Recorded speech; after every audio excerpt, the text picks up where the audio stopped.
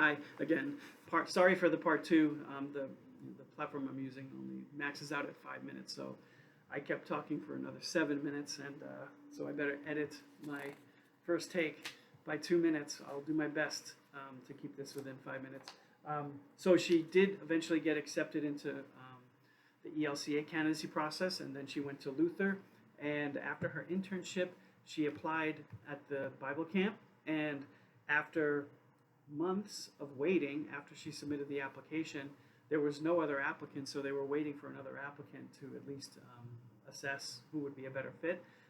She got the job, and she's been there ever since, and she's loving it. She's fulfilling her passion, and you know, not that God doesn't nudge us, but she doesn't feel the nudge anymore because she's in the spot that she wants to be in, and that's been a wonderful thing for her. I asked about some suggestions for seminary as far as getting her equipped to do her job.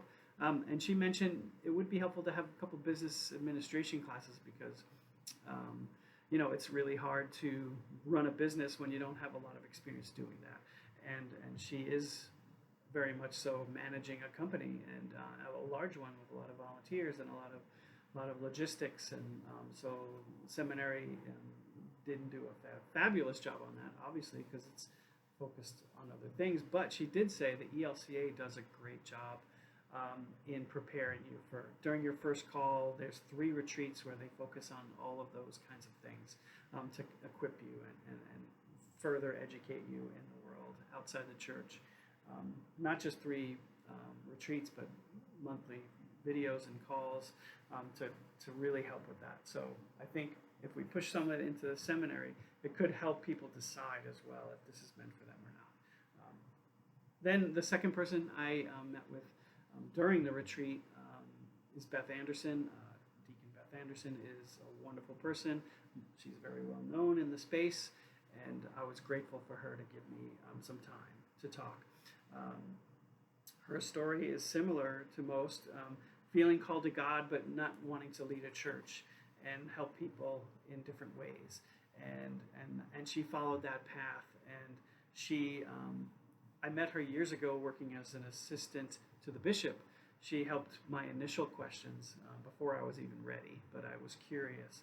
And she really gave me a non-pushy way to talk about it, and she really listened to what I was talking about and confidently gave me the message that I needed to hear at the time, that God's going to keep calling you. So listen for that and let it guide you, and here I am. So I'm grateful for her as a person and as a mentor. She worked for the assistant to the bishop for a while, and then she kind of branched off, and now she's doing her own practice, which I'm really excited for because it's something that I think is the future of pastoral care, really. She's mixing spiritual care with coaching. So I think that's a great mix. I'm working right now on a plan for that for myself, and so her experience is very helpful for me in that regard. What she's doing is taking people that are struggling with grief or lack of insecurities about jobs or other things, and she's combining that spiritual care with guidance to move them forward and out of the rut that they're in. And she has been very successful at that so far. And it is very much running a business and business development as well, finding clients and all of those things. And she's been brave, very brave to do that. And I'm really grateful for the time I have. I want to speed this up a little bit because I have a few other things to talk about. But she has been a great person.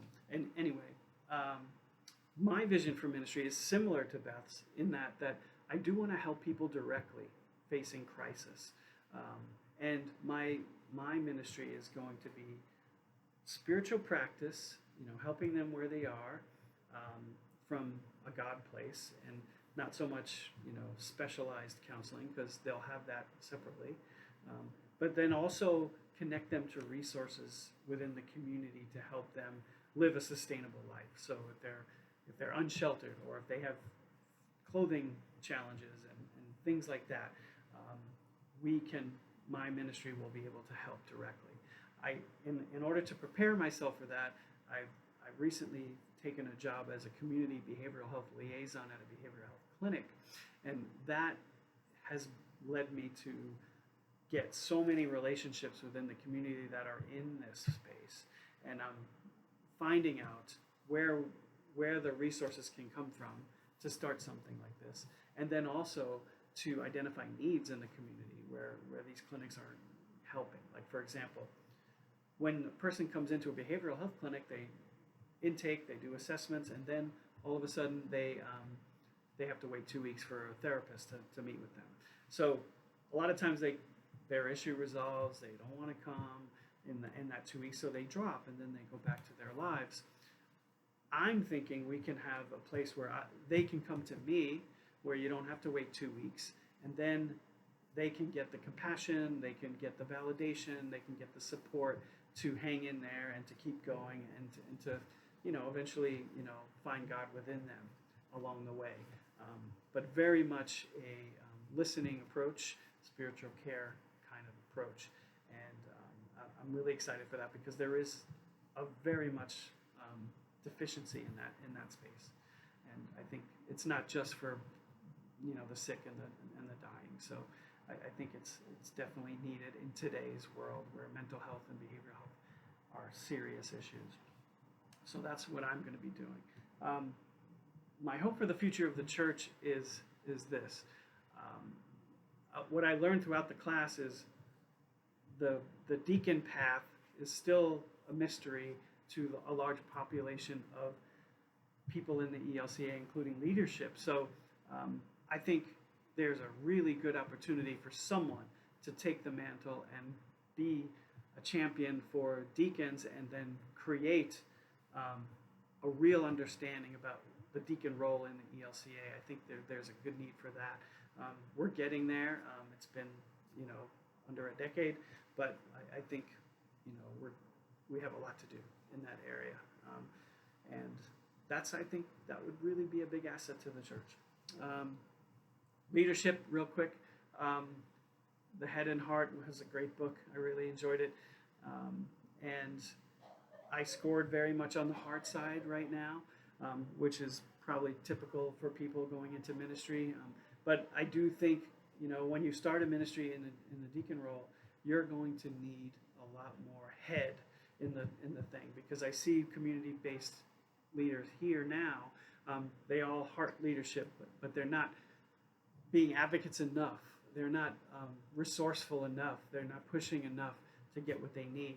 And so I think, I think I'm going to bring over a lot more of my head management experience to balance out with my heart interest now, so I can push forward on those hard roadblocks to move forward. That's definitely was very helpful, that book. I really appreciated it. But yeah, I think that's it. I appreciate your time. I'm sorry for the 2 videos, and it was just a wonderful class. Thank you.